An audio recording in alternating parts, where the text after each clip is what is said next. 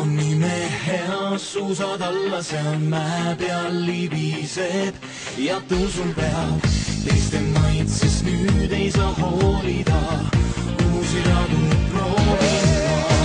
Ja lund sai oodatud lausa igavik, mind vist aranud on suusapaavik. Teiste maitses nüüd ei saa hoolida, uusi radu proovin ma. On nime hea, suusad alla, seal mäe peal libiseb ja tõusul peab. Teiste maitses nüüd ei saa hoolida, uusi radu proovin ma. Ja lund sai oodatud lausa igavik, mind vist aranud on suusapaavik. Teiste maitses nüüd ei saa hoolida, uusi radu proovin ma.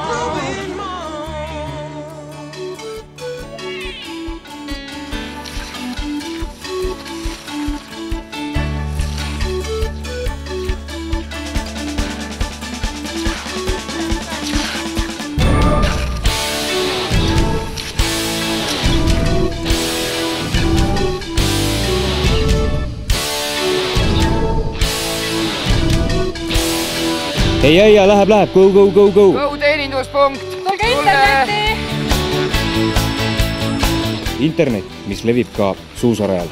Liitu kohe lühinumbril 1545 või veebis energia.ee.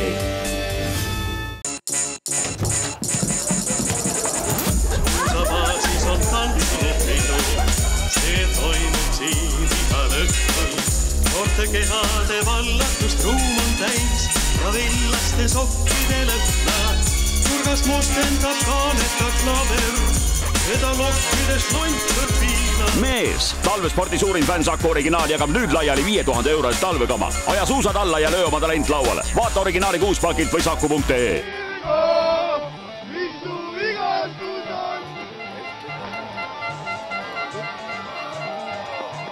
Seekordset saadet Suusahullud on mul hea meel alustada siit Tartu maratoni finišipaigast Elva lähedalt Tartumaa Tervisespordikeskusest, mis saab olema kahtlemata suusahullude ja kõikide suusasõprade jaoks vahest, et kõige olulisem paik sel nädalal suusatamises, sellepärast et kes 63 kilomeetrit Tartu maratoni läbi sõidab ja elusalt ja tervelt siia kohale jõuab, on kahtlemata võidumees, sest ilmaolud seekordsel Tartu maratonil on kahtlemata väga ekstreemsed. Külma lubatakse päris palju ja seekordses suusahullude saates annamegi ülevaate sellest, et kuidas oleks siis parem Tartu maratoni sellise külmaga läbida ja kuidas sellises külmas Tartu maratonil ellu jääda.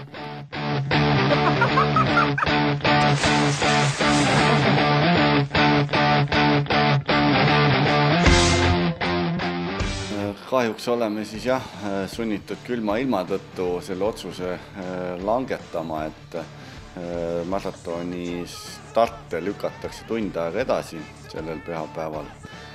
Edasi on lükatud laupäeval pidama toimunud lasteüritused. Lasteürituste toimumise aega me isegi täna ei julge välja öelda. Järgmise nädala alguses loodetavasti omame juba rohkem informatsiooni, kuna see Eestit tabanud külmalaine mööda läheb ja siis saame lasteürituste toimumise aja öelda. Aga nüüd Päris maratonipäeval 20. veebruaril on olukord selline, et 63 kilomeetri distantsi start antakse 10.00 Otepäält Tehvandi suusastaadionilt ja lühikesema 31 kilomeetri start siis 13.30 Arulast. Millised variandid veel arutluse all olid, et kas oli ka võib-olla selline variant, et start lükata, 63 kilomeetri start lükata kella 11 peale?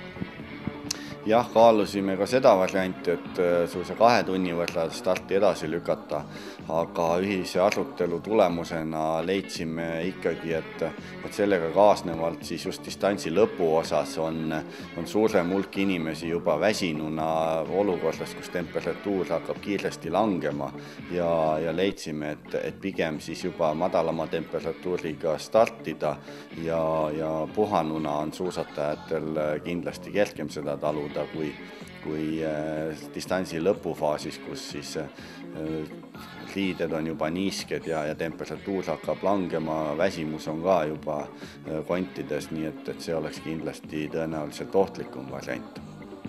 Mida seekordsel Tartu maratonil oleks väga oluline teada seoses selle külmailmaga? No teadma peaks kindlasti seda, et külmumise risk on kõrgem kui kunagi varem lähiminevikus toimunud maratonidel. Väga klõbedat pakast on oodata starti hetkel.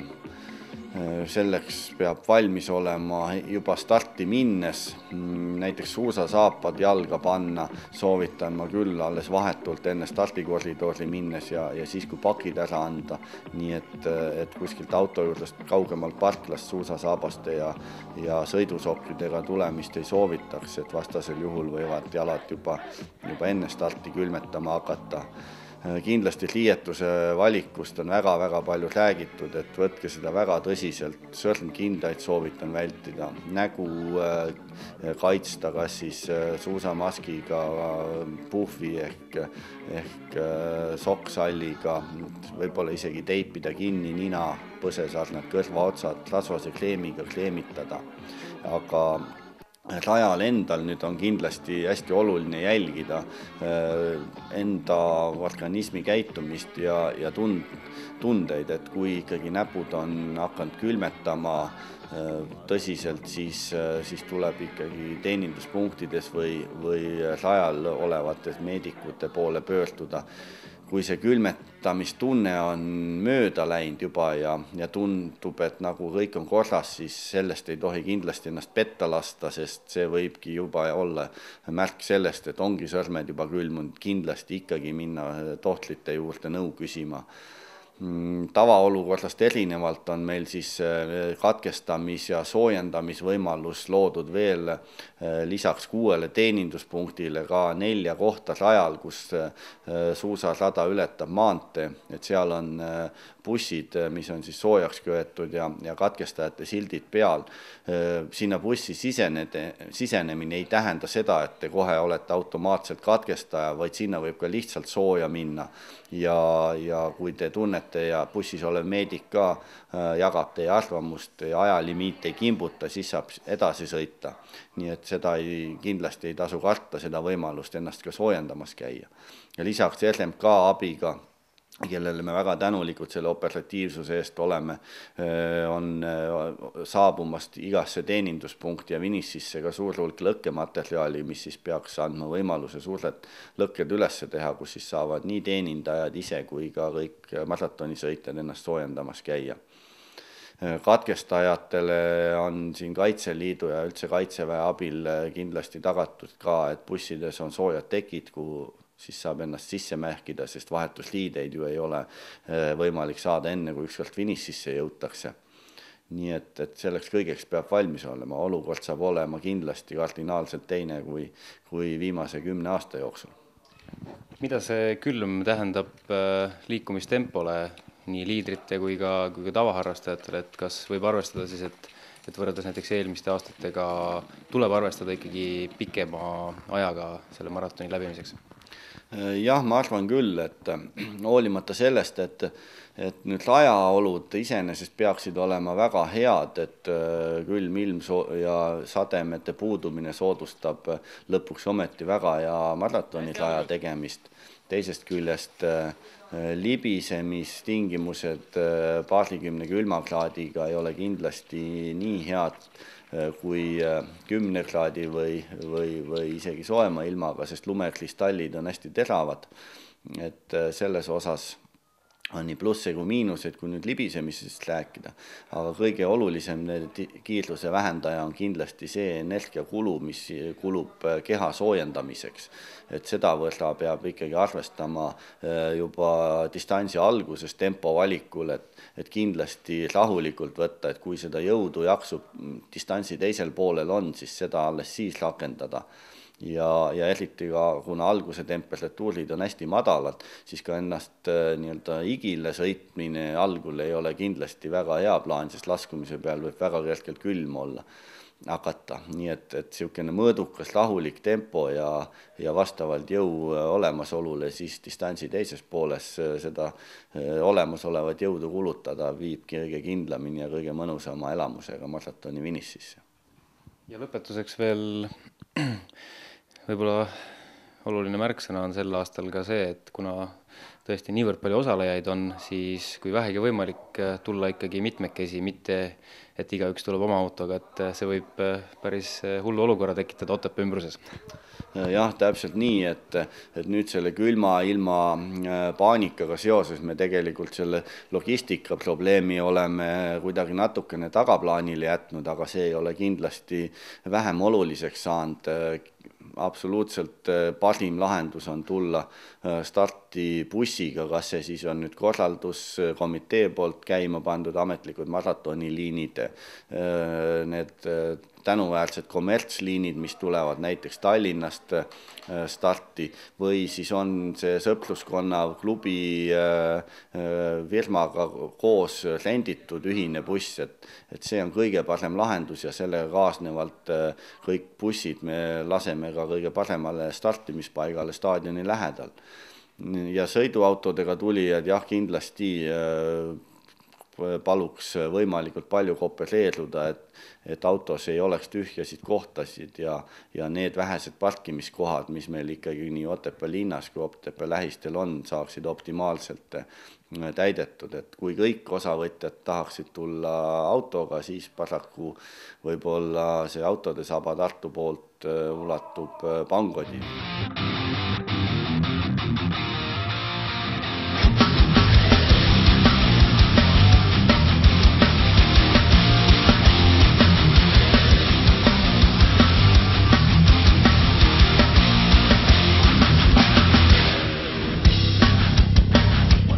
Väljas on tõesti tohutud miinuskraadid ja seekordne Tartu maraton tuleb pidada olude sunnil ekstreemsetes külmaoludes. Jaak Teppan, kuidas siis ellu jääda sellises külmas seal Tartu maratoni rajal, kui 63 kilomeetrit ootab ees ja enamus suusasõprasid ikkagi läbib seda rohkem kui 4 tunniga? No iseenesest ju hästi tore, et kaua oodatud sündmus kõikide jaoks kindlasti talve pea võistlus Tartu maraton on piisavalt lund, on piisavalt külma, on päikest, on kõike muud, et ei ole üldse paha ju tegelikult, et on super talveilmaga tegu ja neid külmakraade mina ei tähtsustakski nii palju üle, et õige riietuse ja õige ettevalmistusega ei tohiks see -15 või isegi 20 kraadi olla ühelegi suusasõbrale nagu takistuseks. Et rietumisel on ka nagu vahet, et kas startid eespoolt või tagantpoolt ja kindlasti tuleb nii-öelda seda ilma selles mõttes arvesse võtta ja pigem karta, kui pärast kahetseda seal ära külmetatud varvaste ja sõrmede üle, et siis põhikohad jah, tooksime välja, seda on muidugi siin lehtedes ja igal pool mujal ka juba räägitud, mis kohad kinni katta ja kuidas valmistuda, aga kordamine on tarkuse ema ja vaataksime siis üle sellised tähtsamad kohad. Et kõige üks olulisemaid kohti on kindlasti nägu ja pea. Et mis hakkab tavaliselt ära külmuma on kõrvad, kõrvalestad, põsesarnad, nina.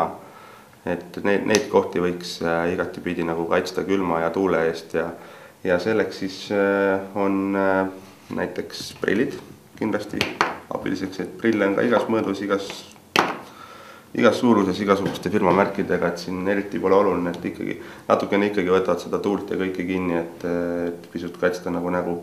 Siis kindlasti kõrvade ja üldse näo soojas hoidmiseks üks igati hea leiutis on puhv või siis mask. Et seda on emba-kumba vahet ei ole, et mask on siis täitsa nii, et ainult näolapikene jääb välja. Et paneme vähe ka siis prooviks. Et tõesti siin suu võiks välja jääda, et muidu see mask läheb lihtsalt jäässe, kui läbi selle kogu aeg hingata, aga see siis katab ilusti ära kõrvad, katab ära praktiliselt pool põske, et siin ei olegi praktiliselt midagi muud nagu juurde vaja. Ja teine variant on siis nii-öelda kasutada puffi. Puffi kasutusviisi on siin pakendi peal kirjas päris palju, et kui tavalisel soojamal ilmal võib-olla paned puffi ainult kaela, siis maratonipäeval kindlasti tasub ta tõmmata siit niimoodi üle pea, et annab täpselt sama asja välja nagu mask, et kõrvad on ilusti kaetud, pool põske on kaetud, lõua võib ka sisse tõmmata kui vaja ja sellega nii-öelda katab päris palju asju juba ära. Ja et nii-öelda nina ja põse sarnasid katta, siis võib kasutada täitsa sellist nii-öelda kineesioteipi, millest siin on ka igal pool blogides juttu olnud, aga tegelikult sobib ka täitsa tavaline leikuplaaster, et sellega siis nii-öelda pannakse siit kogu nägu kõikvõimalikud kohad, mis natukene tuulele nagu kättesaadavamad on, et kaetakse kinni ja see hoiab nii-öelda ära sellise näo külmumise.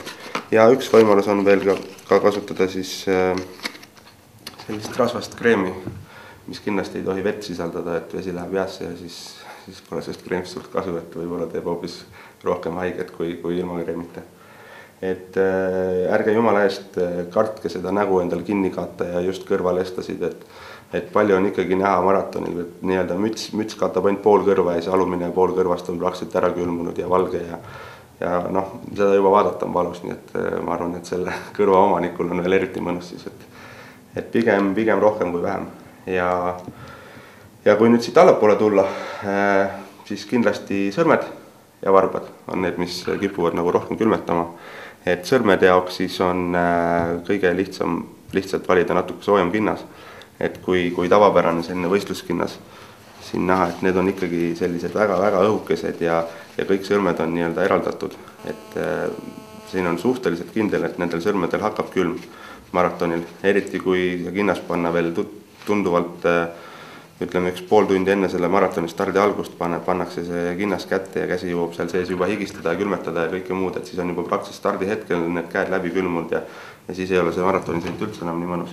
Et selle vastu siis nii-öelda kas soetada sellised paksemat tüüpi sõrmkindad, kus on siis näha, et siin on nii-öelda vooder paksem ja isegi see peopesa kõik on nii-öelda korralikult windstopper materjalidega seest lausa villane. Või siis tegelikult isegi veel kindlam variant on minna selliste nii-öelda 3 sõrmega kinnastega või siis täitsa lavakinnastega pole üldse paha mõte, et kui sõrmed omavahel ikkagi nagu on lähemal ja nii-öelda hoiavad kokku, et siis neil on ka soojem. Et näiteks siin väike näide, et just nädal aega tagasi siin Alutaguse maratoni võitjamees sõitis selliste kinnastega ja tal oli veel prillid ja villased sokid ja paksud püksid ja kõik muud asjad ka, et kui maratone saab võita sellise riietusega, siis ma arvan, et ei ole ka tavalisel maratonihundil karta, et tal palav hakkab, või et tal äkki ei saa käed või jalad piisavalt liikuda või et lihased töötavad ka siis paremini, kui nad on ikkagi nagu soojas olekus, et kui nad ära külmuvad, siis on sealt raske sellist õiget suusasammu välja põluda. Ja kui nüüd käte juurest edasi minna allapoole, siis kindlasti meestel üks selkoht on siin pükste sees. Seda valu ei soovita kellelegi, et ise olen seda nooremas eas kunagi väiksematel võistlustel täitsa kogenud ja tõesti parem karta kui pärast kahetseda, et selle vastu üks võimalus, mida olen ise kasutanud, on samamoodi võtta üks puhv ja panna lihtsalt püksi ja kogu lugu, et loomulikult aluspüksid, soojad pesud, kombed või siis paksem täis läheb sinna peale, aga ikkagi, et nii-öelda mässida lihtsalt põhimõtteliselt soojalt endal varustus sisse. Ja teine võimalus, mida ka kasutatakse, siis pannakse ajalehte püksi või kas või mingit muud sellist paberit, et natukene selle tuule ja külma eest nagu kaitsta. Ja sealt veel allapoole siis on varbad, mis tavaliselt saabastes sees hakkavad külmetama, sest klassikatehnikas on ju erinevaid sõiduviise ja paaristõugete ajal ikkagi varvastel väga suurt sellist koormust ei ole ja laskumistel nii või naa hästi kõva tuul käib sealt läbi, et see saabas ainuüksi ei pruugi nagu kaitsta seda varvast kõige külma ja tuule eest, et siis on spetsiaalsed saapakatted on üks võimalus. Et neid on siin poodides müüa, ei oskagi öelda, võib-olla praegu on kõik juba ära möödud, et on selliseid õhemaid tüüpe, lihtsalt nii-öelda selline tuulekindlast materjalist või siis ka minul on näiteks täitsa olemas saapapargis selline lambavillast ja kilest, et selle kattega ei ole küll veel kunagi külma hakanud, et kui te kuskilt sellise leiate, siis võib-olla just see maraton on õige koht, kus seda nii-öelda proovida katsetada, aga siin jällegi nii-öelda kodune lahendus ja võimalus on saapale peale tõmmata tavaline proteesokk või isegi mingisugune villane sokk, et mitte ajada nii-öelda saapa sees seda jalga väga umbseks ja panna sinna neid villaseid sokke, et ikkagi saapa sees võiks olla tavaline spordisokk, et millega olete harjunud sõitma, aga just peale poole nagu tekitada seda nii-öelda tuulekindlust ja külmakindlust nagu rohkem. Ja üldisest riietusest ka, et siin nüüd jõuamegi selle nii-öelda stardinumbra vaheni, et kui kindlasti stardikoridorides esimesest 1000 numbrini inimesed ikkagi, ma arvan, et mõtlevad kombega sõitma minemise peale, mis ma arvan, et minagi ikkagi üritan kombega selle maratoni nagu läbi ajada, aga tagapool kindlasti kaaluge nii-öelda soepesu pluss paksem tuulekindel nii-öelda spordipüks ja jakk, et võimalikult nii-öelda vältida seda tuule ligipääsemist ihuligi, et neid erinevaid võimalusi, kuidas riietuda, et neid on hästi palju ja oluline on, et see riietus oleks mitmekihiline, et seal nii-öelda tekiks seda vaheõhuruumi ka nende erinevate kihtide vahel, et siis jõuab keha altpoolt soojendada nii palju, et pealtpoolt see külm nagu päris ligi ei poe. Ja alati nii-öelda see esimene kiht ikkagi vastu keha, olgu selline soepesu või selline hästi vastu keha olev kiht nii-öelda. Et see hoiab nagu juba päris palju. Sinu selja taga on praegust nagu 2 sellist numbrit, et kui nüüd see maratoni stardist alustada, siis minu enda stardinumber on 272 ja ütleme see esimese 300, 400 ja 500 start on päris siuke ohtlik, et ma usun, et neid vendasid, kes ennast nii-öelda sõna otseses mõttes kinni tõmbavad, on ikka päris palju seal rajal, et mis soovitus kõigepealt starti anda kaasa? No kui nüüd ütleme startimise taktikast ja soovitustest rääkida, siis kindlasti on tõesti vahe, et kas see stardinumber on sul esimese 1000 sees või on ta siin 4000 ja peale, et juba ainuüksi rietumise osas on seal kõvad vahed, et tagapool tuleb juba stardijoonel siin seista võib-olla, et 15-20 minutit enne kui liikuma saad, et eespool ikkagi nii-öelda kui pauk käib, siis läheb kõvaks andmiseks ja igaühel on seal omad soovid ja omad nii-öelda unelmad, et kohe stardis ala kellegi kepid ära murda või võimalikult kiiresti sealt väravast minema saada, aga kindlasti esimese 1000 sõitjad mõtlevad tõsiselt ka nii-öelda oma lõppkohale ja loodavad sealt maratonilt saada siis nii-öelda enda tulemuse parandamist või naabrimehele ärategemist, et nemad nii-öelda lähevad võistlema ja neil on see start hästi oluline, et aga siinkohal tegelikult tahakski natukene nii-öelda teie hoogu pidurdada, et igal aastal on jube palju näha neid stardirüsinas just keppide murdmisi ja üksteisest ülesõitmisi ja sajatamisi ja ropendamisi ja mida kõike veel, et katsuge ikka asja mõistusega võtta ja nii-öelda teineteist hoides sealt stardiväravast minema saada, et küll seal esimese paari kilomeetri jooksul on tegelikult nii või naa see grupp on veel suur ja koos ja seal hakkab tekkima neid võimalusi ka mööda sõita, et päris stardiväravate vahel ei ole vast mõtet hakata kellegi keppidest üle sõitma ja nagu eriti veel kellegi peale närvi minna või et aga tagantpoolt ütleks ainult ühe soovituse, et ainult rahu, et seal ei ole tõesti enam isegi ruumi kuhugi poole liikuda ja seal on veel eriti hull, kui keegi tahab vägisi oma kohta siis esimesel nii-öelda poolel kilomeetril parandada, et see on ohtlik nii endale, kui eriti ajab närvi teised ja nii-öelda lõpuks võib rikkuda päris mitme inimesel sellise maratoni mõnu.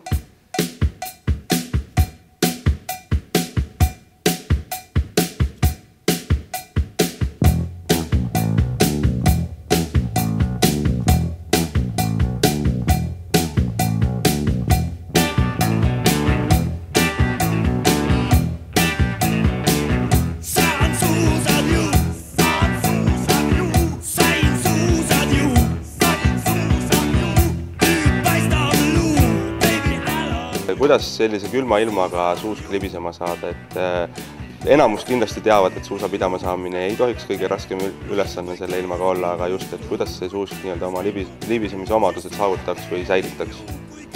Jah, et pidamise poole pealt külma ilmaga siin probleeme üldjuhul ei teki, et võib põhimõtteliselt sinna alla ka sülitada, et kõik peab. et just täitsa need kinni ei määriks, et kihtide arv võiks ikka kindlasti olla väiksem kui tavaliselt. 3-4 kihti kindlasti piisab. Et kes kõvemad mehed on, võib-olla ei peaks isegi krunti panema, et kes seal muidu harrastajad on, need võiks kindlasti ikkagi panna, et on vähe turvalisem sõita. Aga libisemise poole pealt, eks esmatähtis ole suusk. Et kui ikka sul sulasuusk on, siis ei ole nagu varianti seal libisema saada. Aga üldjuhul, siin poesuusad enamasti ongi sellised universaalsed ja pigem külmailmasuusad, et võiksid nagu töötada. Ja muidugi siin osadel harrastajatel on juba endal siin suhteliselt tippsuusad olemas, mis meile juba siia toodud on, et oleks ka hea näidata, Fischeri puhul on, need on muidugi siin juba tehase suusad. Eeldatavasti siis juba koondise meeste käest ostetud, et ongi juba spets külma ilma konstruktsioonid ja põhjad, et ilmselgelt libisevad need parem ja annavad suurema efekti, et kui nii-öelda tavaliselt siin odavamad Fischerid või mis iganes marki suusad. Aga mis nüüd, siin lehes ka kirjutati just Tartu Postimees, siin Priit Pullerits oli autorist, et just see, et mis on nüüd vahe sellel nii-öelda sulasuusal ja külmasuusal, et on seal siis tõesti see paindevahe või on seal, et mis need erinevused on? Eks põhierinevus on see kulbi kõrguse ja jäikuse vahe, et kliistrisuusal on kulb kõrgem ja vastupidi külmailmal madalam. Ma küsiks vahel, et tavaharrastajale kindlasti kulp ja kõrge ja madal, et äkki näitategi kohe ette, et mis see kulp on? Põhimõtteliselt kulp on see, mis see nii-öelda määrde ala või nii-öelda määrde kamber või kuidas seda eesti keeles nimetada, et see siis jääb siia nii-öelda suusa keskele? Jah, pidamissooni vahele, Jaa, väga hea. Et külmailma omal on nii-öelda, kui suusad kõrvuti panna, siis on see suhteliselt madal ja vastupidi kliistri omal on kõrgem. Et seda ei ole väga raske eristada. Ja ninad erinevus on samamoodi, et kui nüüd suuski kokku pressida omavahel, siis sulasuuskadel peaks ninad lahku minema omavahel, ütleme niimoodi, oleks ideaalis. Ja tahkesuusal peaks siis kokku surudes olema see surve ala, et suusad kui kokku suruda, siis nagu siin on näha, on hästi pikalt koos. Et mida pikemalt koos see surve ala on, seda suurem tõenäosus nad külmailmaga libisevad.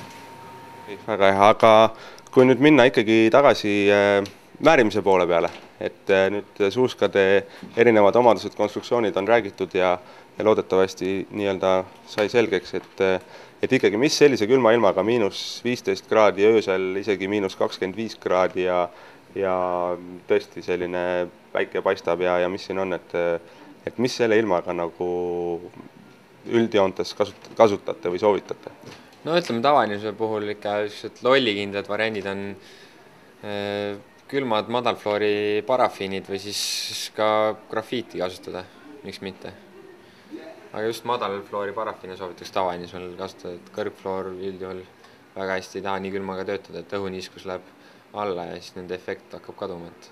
Et soovitate siis nii-öelda kõige külmemat parafiini, aga pigem olla kindel sellistele nii-öelda odavamatele ja madalflooridele. Just, et kindlasti nad oluliselt alla ei jää seal kõrgfloori parafiinidele.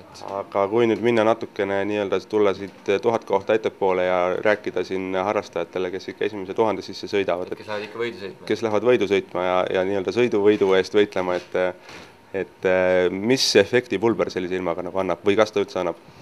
Ei, kindlasti annab, aga üldjuhul jah, külmailmaga on väga raske seda õiget pulbrit leida, et tihtipeale Eesti poodidest on siin võib-olla raske leidagi sellised spetsiifilisi pulbreid, et peab otsima piiri tagant sealt just pigem Venemaa poolt neid õigeid pulbreid, et saada. Et tuleb sõita Kamtšatkale, et leida see õige pulber sellisteks külmadeks oludeks. Täpselt nii. On imehea, suusad alla seal mäe peal libised ja tõusul peal teiste maitses sest nüüd ei saa hoolida, uusi radu proovin ma. Ja nüüd sai oodatud lausa igavik, mind vist aranud on suusapaavik. Teiste maitsest nüüd ei saa hoolida, uusi radu proovin ma. Reil on nime hea, suusad alla see on mäepeal libiseb ja tusul peab. Teiste maitsest nüüd ei saa hoolida, uusi radu proovin ma. Ja nüüd sai oodatud lausa igavik, mind vist aranud on suusapaavik. Teiste maitsest nüüd ei saa hoolida, uusi radu proovin ma.